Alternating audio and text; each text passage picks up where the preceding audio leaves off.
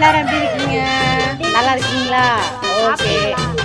எப்படி சாப்பிடுவாங்க? உங்களுக்காக வெயிட் பண்ணிட்டு இருக்காங்க. ஓகே, எல்லோருக்கும் இனிய தை திருநாள் வாழ்த்துக்கள். அப்புறம் எல்லாருக்கும் ஸ்பெஷலாக ஹாப்பி பர்த்டே. என்ன நாளைக்கு மாட்டு பொங்கலுக்கு. ஓகே, பாய்.